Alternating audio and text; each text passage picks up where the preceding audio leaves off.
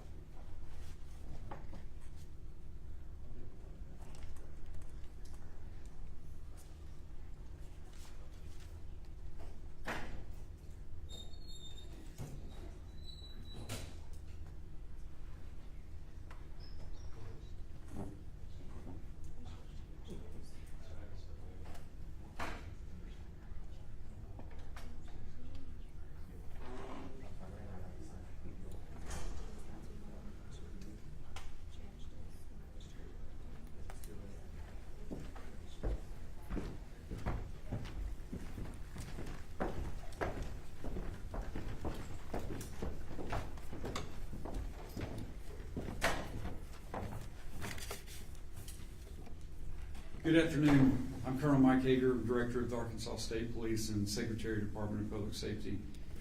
Appreciate you guys coming out this afternoon. We're going to just kind of go through some bullet point information, and I'm sure it's going to spawn a lot of questions. We're going to try to answer as many of those questions as we can.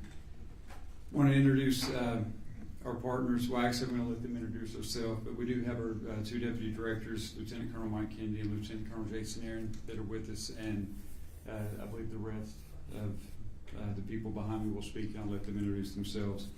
I want to start by thanking our investigators. It's hard to express the amount of time and effort and energy that goes into an investigation like this. You could see it on their face when we walked into headquarters last night, had the opportunity to see them, talk to them, thank them in person at the culmination of this. They're absolutely exhausted. They put every bit of their heart and soul into this investigation to get this suspect brought into custody and taken off the streets, and I cannot thank them enough for that. Also want to thank our law enforcement partners. We are truly blessed in Arkansas.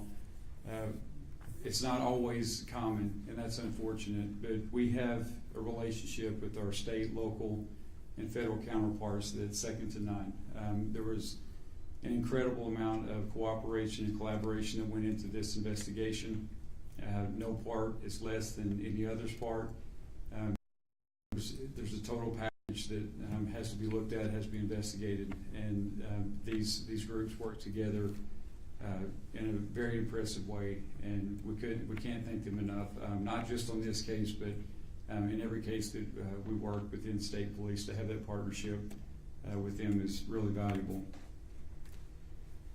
I want to thank the public for providing images and videos from cell phones, home, and business security footage that directly advanced this investigation.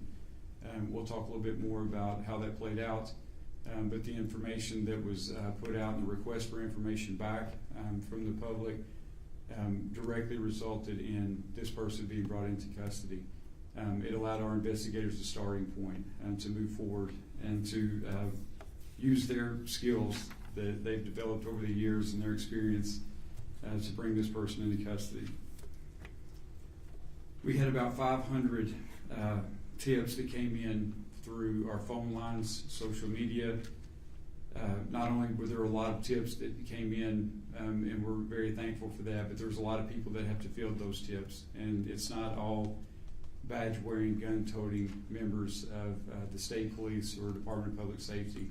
We had a lot of civilian personnel that were tasked with that.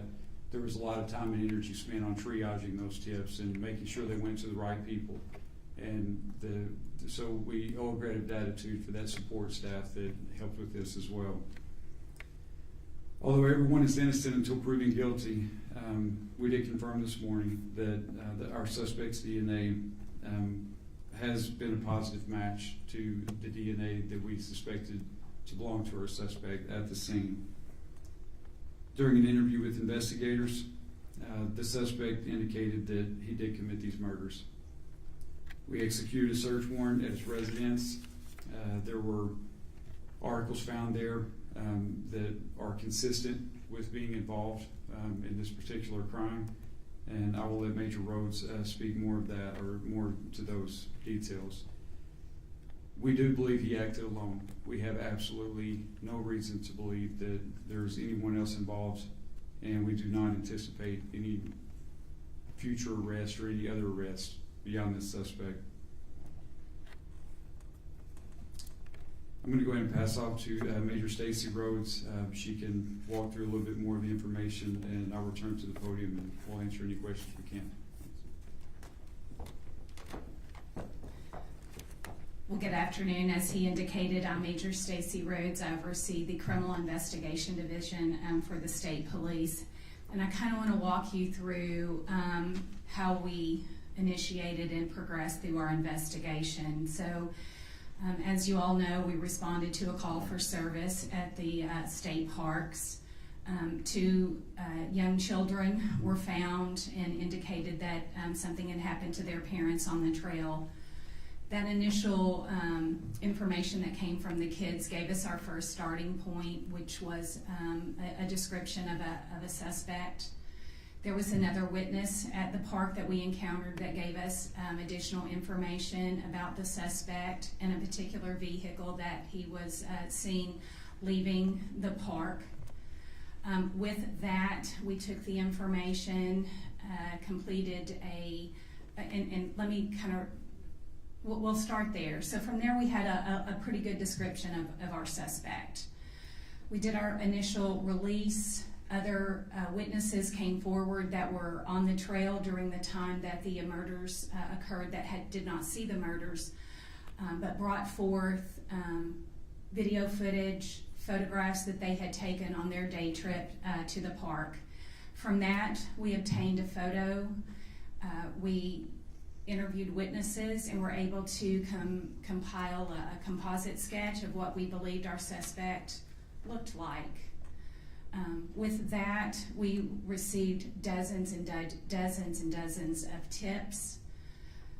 With the initial vehicle information that we received, it being a black sedan, one of the initial descriptions was that it was sporty. From that, we received well over 5 or 6, maybe close to 10 videos of this particular car from homes and businesses along the routes in and out of the park. So we were able to ascertain a pretty good description of this vehicle. So with that vehicle information, that became critical in identifying our suspect. So with the photos or the tips that came in with the composite and the photo, as the Colonel said, we received over 500 tips.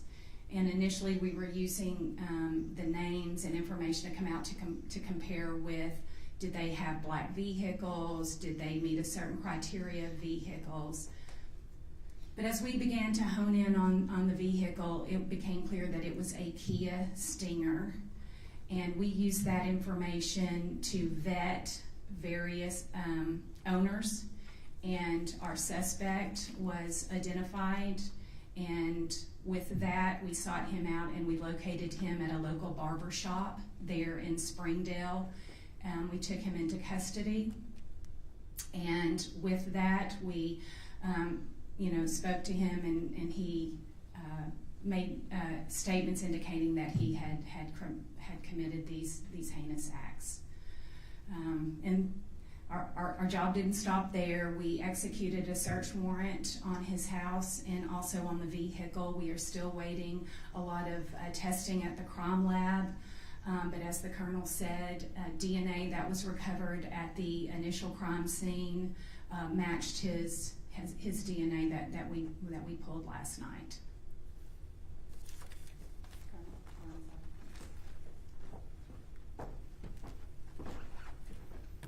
Good afternoon. My name is Brandon Carter. I'm the prosecuting attorney for Washington County, Arkansas. The first thing I want to say here today is that my thoughts are with the Brinks family. There are 3 girls who tragically lost their parents in this case. And although today is a good day for law enforcement, there's a shadow over it because of the tragedy that occurred on Saturday. I want to commend the state police for the work they did in this case. I couldn't be more proud to be an Arkansan today. I couldn't be more proud to be a resident of Northwest Arkansas right now, and am confident and satisfied with the work that law enforcement did in this case. Especially, I want to note the cooperation I saw between local agencies in this case. I could name them all off, but I have a list here of 7 to 9 agencies that worked hand in hand to quickly solve this crime, and I commend every law enforcement officer that worked on this case.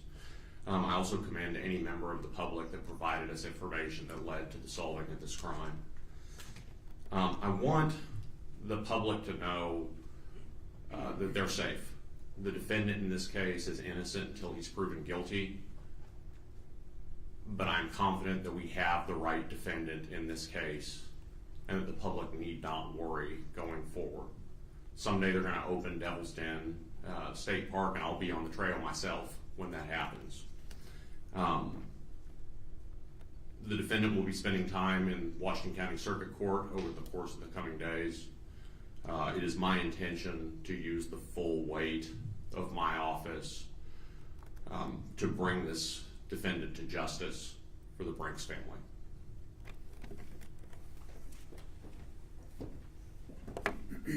Before we open for questions, just want to touch real briefly on something that gets lost in this sometimes, and that's the family story. We've spoken to the family quite a few times over the last several days, and what we heard consistently is what a loving mother and father they were, loving husband and wife that they were towards each other. They absolutely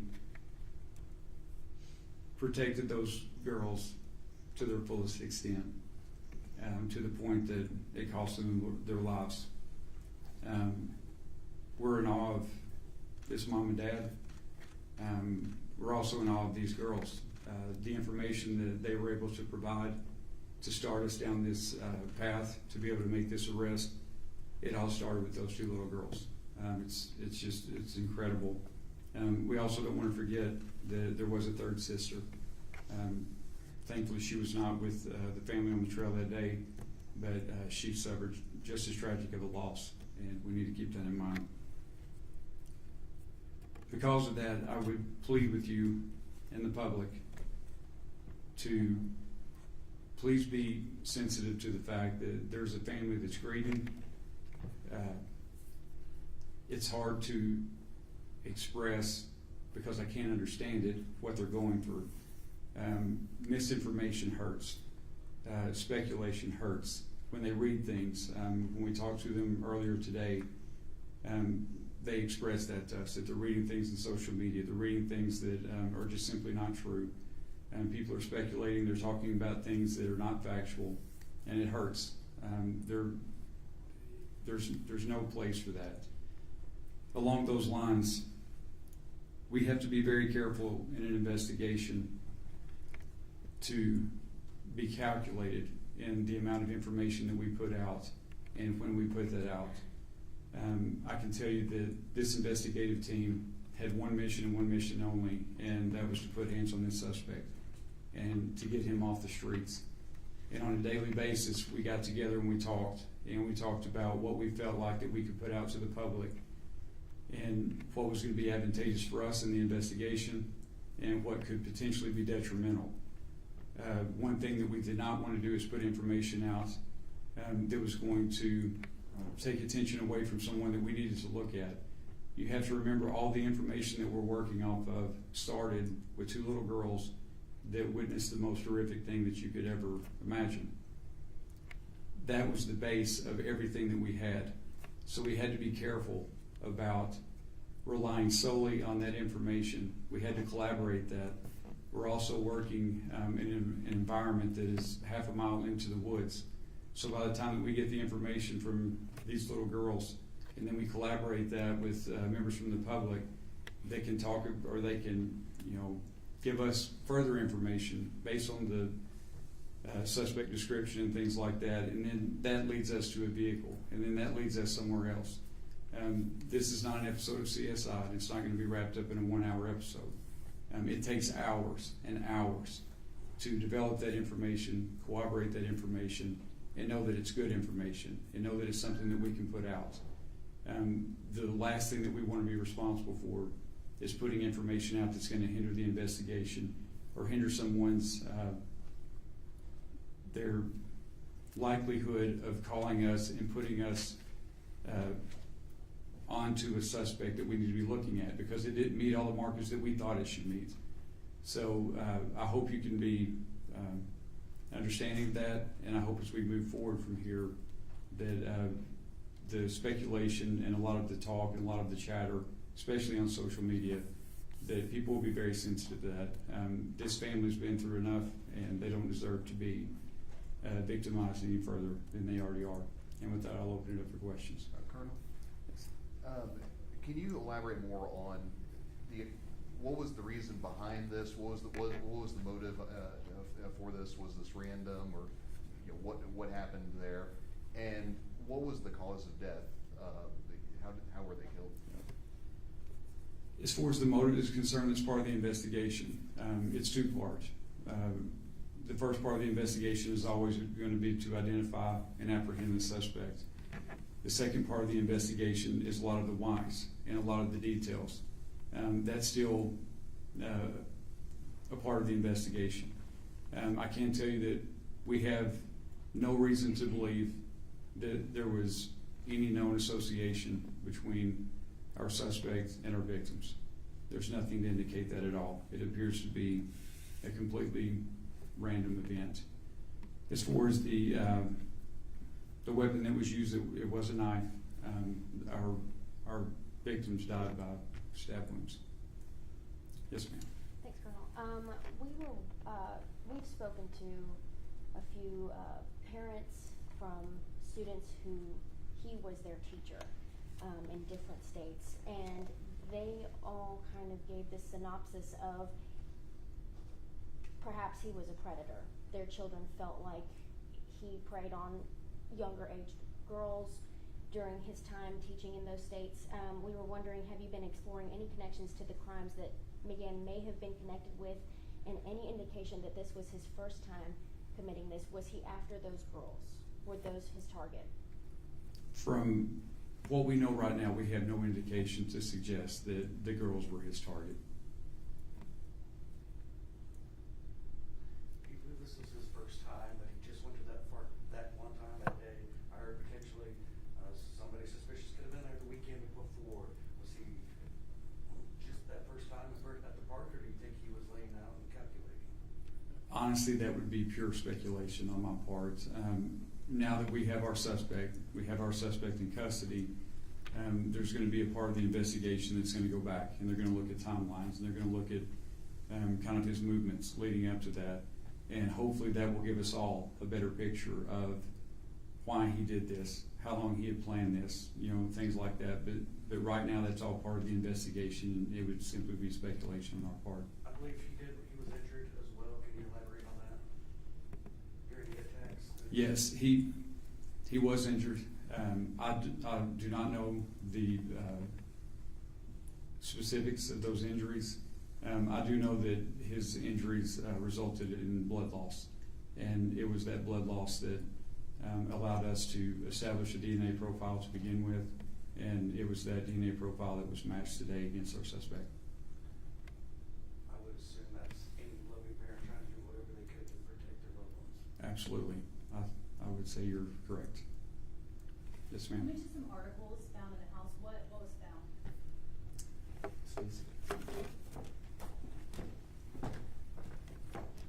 So if you'll remember the photo that was of the back of our suspect, we did find items that were consistent with what was seen in that photograph. Was the weapon there? Well, we don't know that it's the weapon, but we did collect some knives from the residence. We won't know until we test it, obviously. The arrest itself, did he resist? Was he easygoing? What did that look like? No, he was completely cooperative. Can you speak on the terrain, the area that the victims were found in regards to the girls getting to safety to get help? What kind of time frame that would look like for two girls? Was it a rough terrain? Was it something that, another person found them within an hour, or can you speak on that? So I don't know that we can speak on to the time frame, but the terrain was what you would see in a typical park. I don't know that it was particularly rugged, but it had some inclines.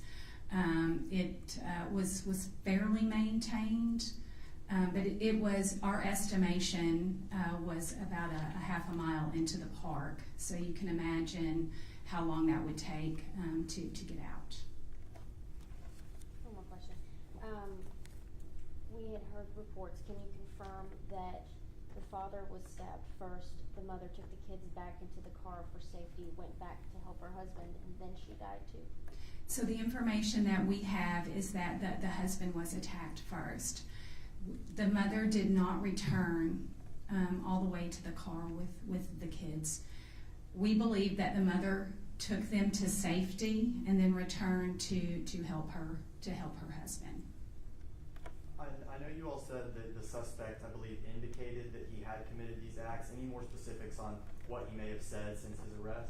We're not going to comment on that at this point. It wouldn't be fair to the continuing investigation.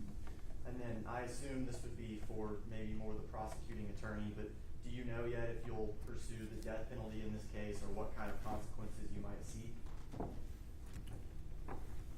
This case certainly has the aggravators that exist where a jury should get to decide what the punishment for this defendant is. It is my intention to pose that to a jury. So the state will not be waiving the death penalty in this case.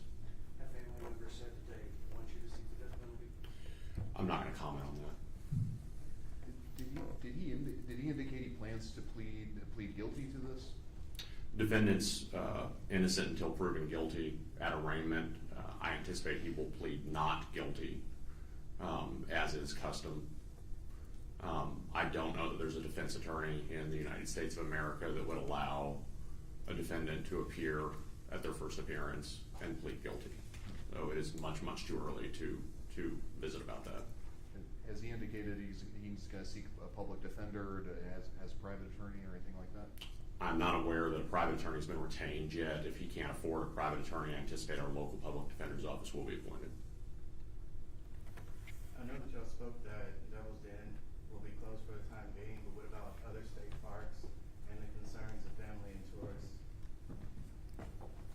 Yeah, as far as the question of the state parks being open, I would ask that you send that to Secretary Shea Lewis and his team. I'm not sure, honestly. I don't know what the decision is on that at this point. As far as the safety of our public visiting those state parks, I would say it's absolute as it can be. I mean, it's not like we have a pattern of people being assaulted or attacked in our state parks. You're probably much more likely to be assaulted getting gas at a convenience store on the way home if you look at statistics. So to echo the prosecutor's comments, I would not hesitate to go to a state park today. I know you're still looking into it, Stacy, but have you found any more information about background? We were last night, you recently moved to the Springville area. Do you have more information you can share? And just employed by the Springville School District, what else can you tell us? So, I don't have a whole lot. Some of that we will look into. I can just tell you that we found that he lived in Texas and also Oklahoma, and had recently moved here and had taken employment as a teacher. It doesn't sound like he was ever an actual teacher in Arkansas, but that he was a teacher in other locations. Right now we're completely focused on our case here, and we haven't explored any of that background investigation. I fully expect that other jurisdictions will probably reach out to us to see if they have any, if there are cases throughout the U.S. that may be connected to him. I fully expect that. But as of right now, he's the only suspect. He's not suspect in any other incidences here in our area. That's correct. Not that we've been made aware of. That's for sure. Recently, moved here a few weeks ago, a few months. I believe it's been a few months. Yes, sir. Major, can you clarify? You say he made statements indicating that he had killed them. Did he flat out confess, or what exactly did he say? So I was not actually in the room when he was confession, so I'm not going to speak to, I certainly don't want to get that wrong, but just know that he did indicate that he had committed the murders. But would you call it a confession, or you don't know for sure? I would call it an admission.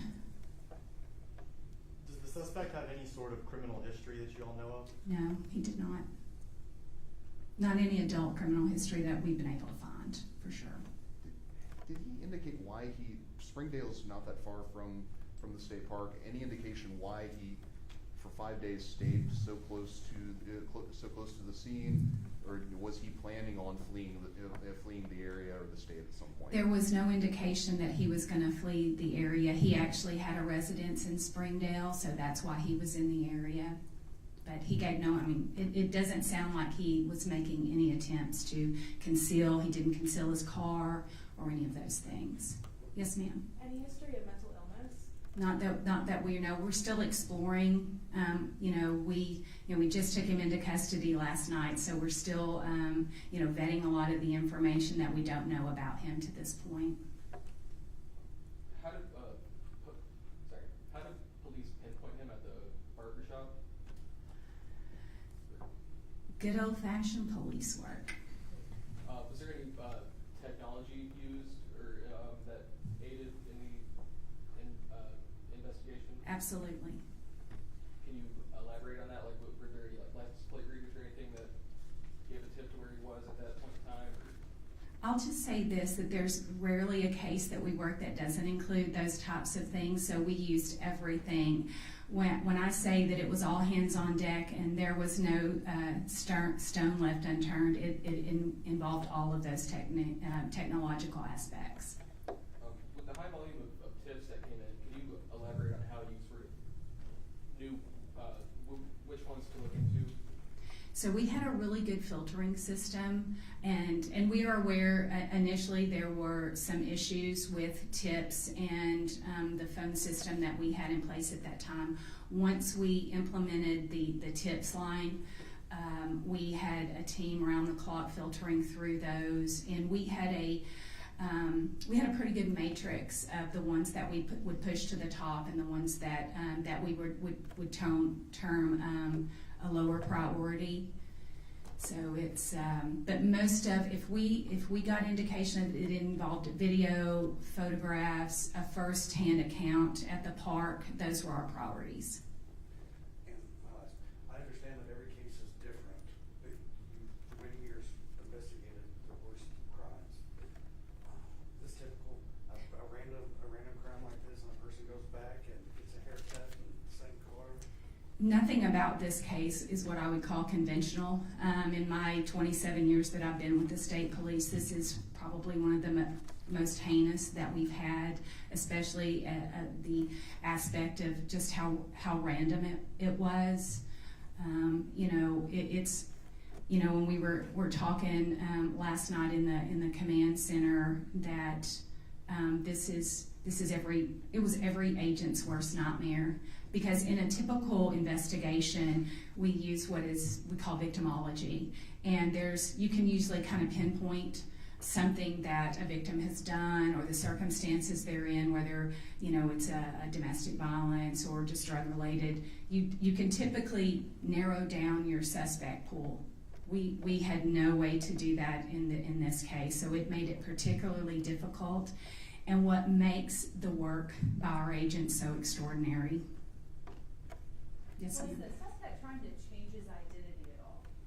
We don't have any indication that he was doing that. He was obviously getting a haircut, but you could chalk that up to school starts next week. So, but he didn't indicate he was trying to alter that I'm aware of, that he was trying to alter his identity.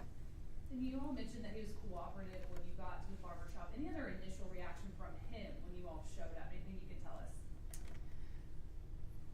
That's probably best that I not discuss that so early in the investigation to this point. Can you speak on the role of social media in helping bring about the arrest of the suspect? I will say that social media did nothing to help our investigation. I would say that it absolutely hindered our investigation. As you heard the Colonel mention, the hurt and the just the emotional toil that social media gave to that family. It's so easy to be that keyboard warrior and question everything that law enforcement is doing. And I would just simply say that let us do our job. If you've got a tip, give it to us. Don't spread it on social media unless you're an expert. And if you're an expert, you're probably not on social media. One of the first details that you all put out about the car was there was tape covering the license plate. Was that the case with his vehicle, and any reason why? Was he trying intentionally to cover up the license plate? Yes, he did use tape to conceal some of the things that would help identify his vehicle. Does that lead you to believe at all that he's done this before? There are indications. I mean, everyone speculates that there was a lot of thought that went into this to conceal his identity. I will say that, but on the other side of that, he was also very sloppy. So whether he committed something else, we don't know, but we are certainly going to explore that. How long between when you determined that he was the suspect that you were looking for and when you made the arrest? How long did that take? Within the hour. How long between when he began questioning until he confessed? I don't know that, I'm sorry. I think we're just gonna take a couple more questions. Anyone else? Can you speak on which agencies and how many officers that were involved?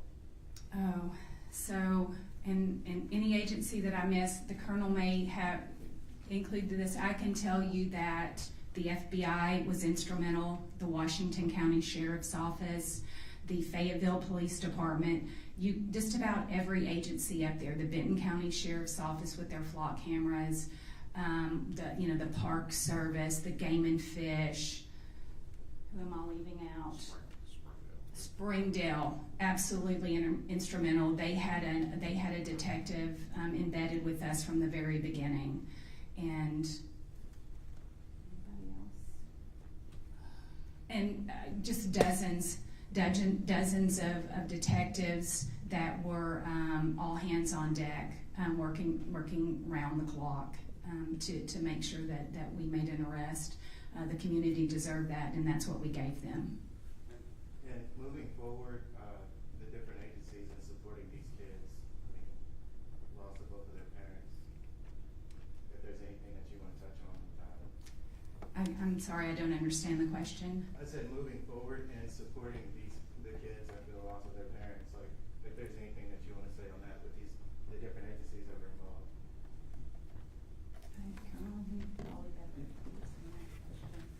I'm not sure if I understood the question exactly, but I can tell you that Governor Sanders has been in contact with the family multiple times. She's expressed the absolute heartbreak of the state, the support and the prayers that that family will receive, not only from her and her family, but from the state of Arkansas. In addition to that, she's made available any resource that family needs during this recovery process from state agencies, whether that be law enforcement or other type of support agencies. I can also tell you from someone myself that has spoken with the family multiple times, they're an incredibly strong family, and they have a very, very strong family support in place. I have no doubt that those three girls are going to be well taken care of, and they're going to get everything they need from that family. And they also know that if they have a need that we can assist with, we being the state of Arkansas, any type of state public entity, then we will absolutely do that. Lastly, I know while the investigation is ongoing, you're conducting an internal review and we'll see things we've done better, call transfers and information being released. Am I correct? Can you talk to me about that? Yes, we will always, after any significant incident, we'll debrief it, and we'll look at what we did right, what we did wrong, what we could do better. I can tell you from our vantage point right now, it's hard for me to be critical of anything that our investigators did. They have, you know this, I know these guys, I know our capabilities, but you forget, honestly, until you see it play out, you see the level of expertise and skill.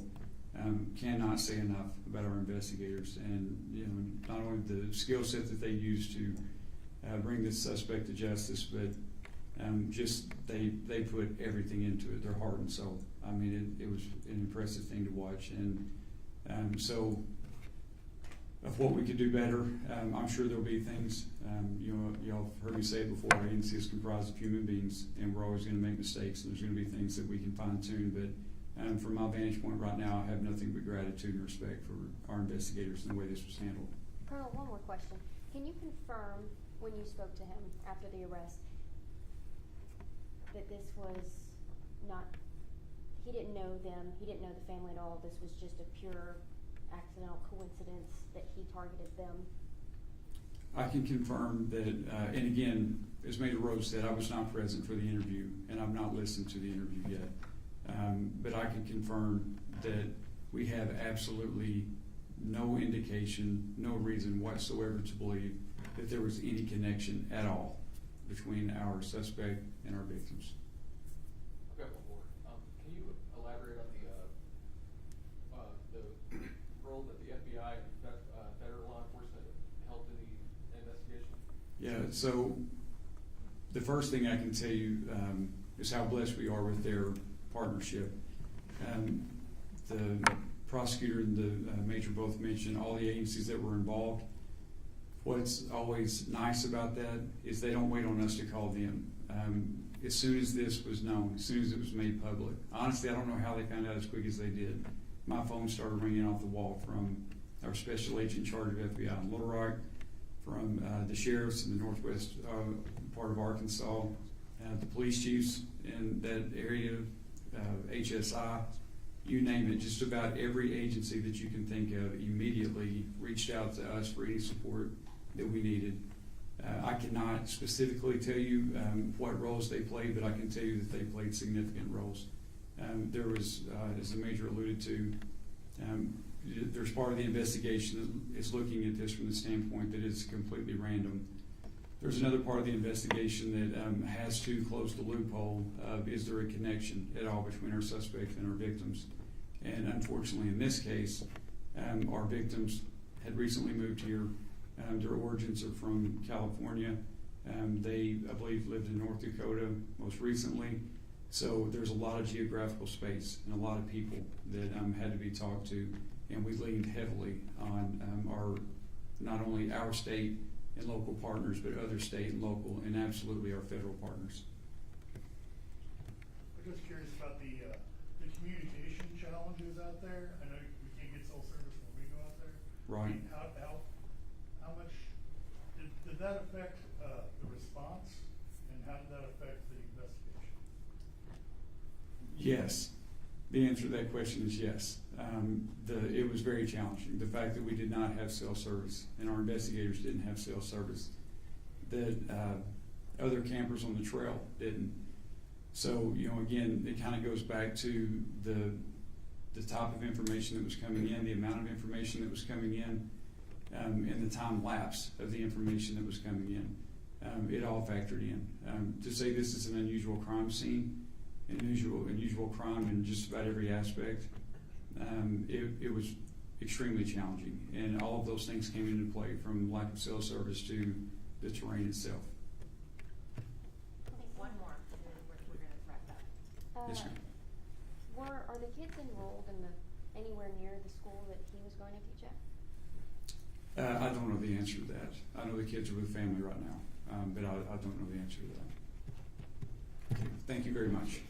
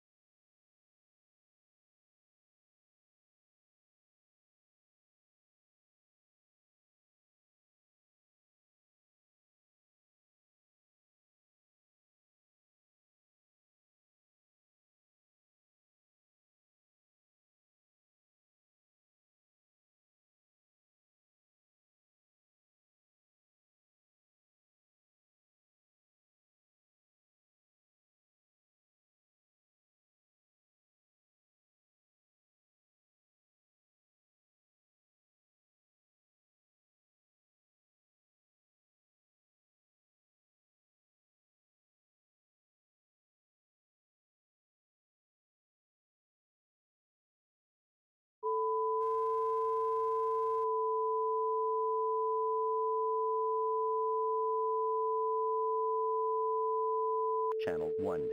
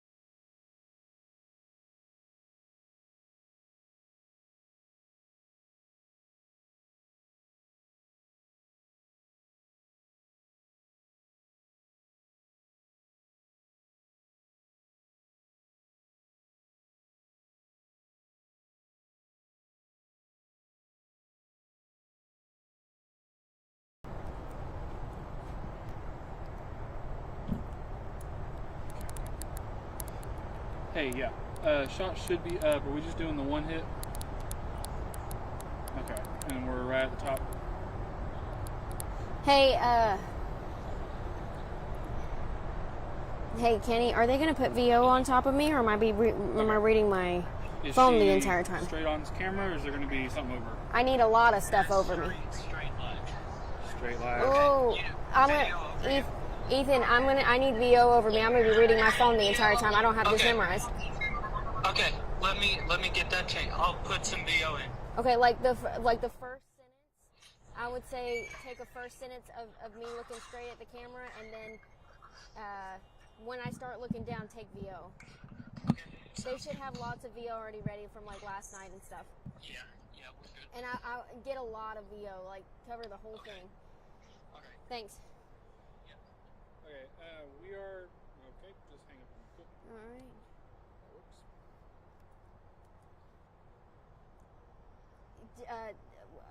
Whatever's easier, just fast, please.